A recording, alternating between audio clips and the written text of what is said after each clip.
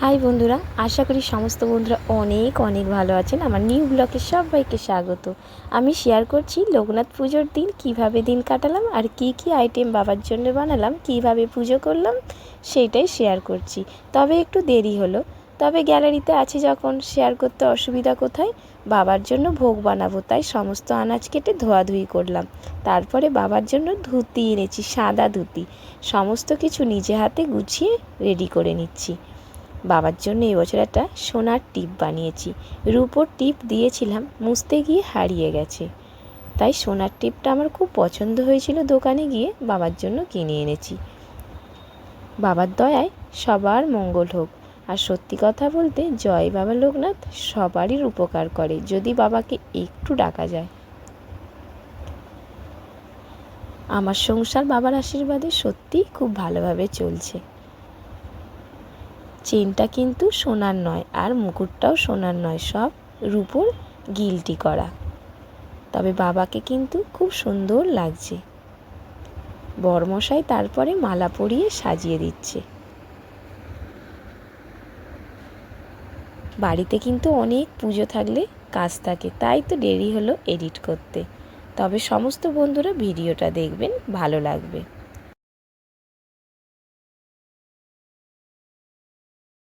লোকনাথ বাবার পুজোর কিছু নিয়ম থাকে, যেমন সকাল 9টায় ঘি ভাত দেওয়ার টাইম, তাই আমি কাঁচকলা কামিনী আতপ চাল সিদ্ধ করে নিলাম আর ওপরে দিলাম ঘি। তবে সকাল 9টার সময় ঘি ভাতটা দেওয়ার টাইম, তাই আমি বানিয়ে ফেললাম। আর আমার বড় ছেলেকে দিলাম বাবার কাছে ঘি ভাতটা দেওয়ার জন্য। বড় ছেলে বাবার আশীর্বাদেই সত্যি কথা বলতে বেঁচে আছে। ও নিজের মতন করে বাবাকে পুজো করছে। ওকে আমি কিছুই শেখাইনি, নিজের মতন করে পুজো করে বাবাকে প্রার্থনা জানাচ্ছে।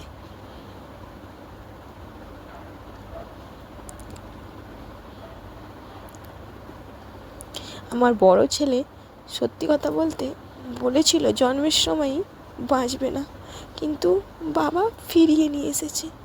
এই বাবার দয়ায় আমার ছেলে এখন সুস্থ সবল। এদিকে আমি রান্না বসিয়েছিলাম, মানে সমস্ত কিছু ভাজাভুজি করেছি 5 রকমের, আর বানাচ্ছি কাটোয়া ডাঁটার চচ্চড়ি। বাবার কিন্তু পুজোর দিন কাটোয়া ডাঁটার চচ্চড়ি আর খিচুড়িটা মেন। অন্নভোগ আমি প্রতি বছরই নিজে হাতেই বানাই।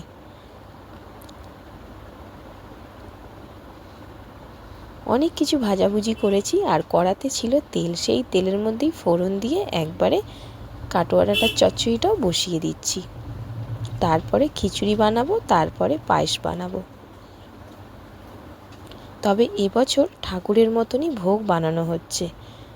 প্রতি বছর যতগুলো বাচ্চা বলি সবার জন্য বানাই, কিন্তু বাচ্চাদের জন্য এবছর অন্য আইটেম বানানো হয়েছে। পোলাও, আলুর দম। পাড়ার সমস্ত বাড়িতে প্রসাদ দেওয়া হয়েছে আর বাচ্চাদের খাওয়ানো হয়েছে। তাই অল্প অল্প আনাজ কেটে ঠাকুরের মতনই ভোগ বানিয়েছি।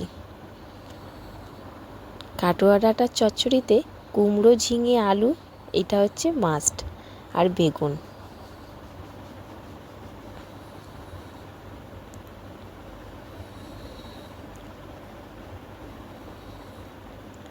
সব কিছু নিজে হাতে বানানোর আনন্দটা কিন্তু সত্যি খুব মানে ভাগ্যের একদম। বাবার যে ভোগ বানাতে পারছি এটা আমার অনেক ভাগ্যের ব্যাপার।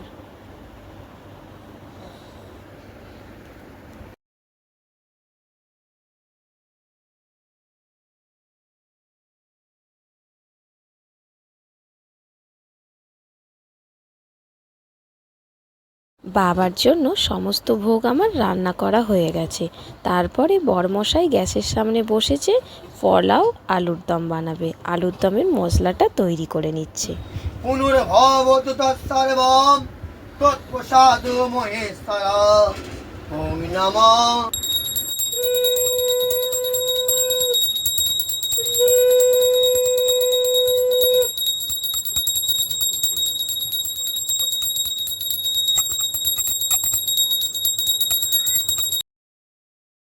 বাবার ভোগ দেওয়ার টাইম হলো 11:30টায়, তাই ঠাকুরমশাই 11:30টার আগেই এসেছিল, সমস্ত কিছু গুছিয়ে পুজোয় বসে পড়লো। এই ভিডিওটা ভালো লেগে থাকলে অবশ্যই লাইক কমেন্ট শেয়ার করতে ভুলবেন না। তারপরে পুজো সমস্ত কমপ্লিট হওয়ার পর বাচ্চাদের খেতে বসিয়েছি। আলুর দম দেবো? হ্যাঁ দেবো, আলুর দম দেবো? রাইস নেবে? পোলাও নেবে? পোলাও দিয়ে দাও, একটু দিয়ে দাও।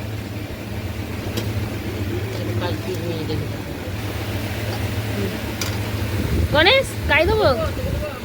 তো এই যে দেবো।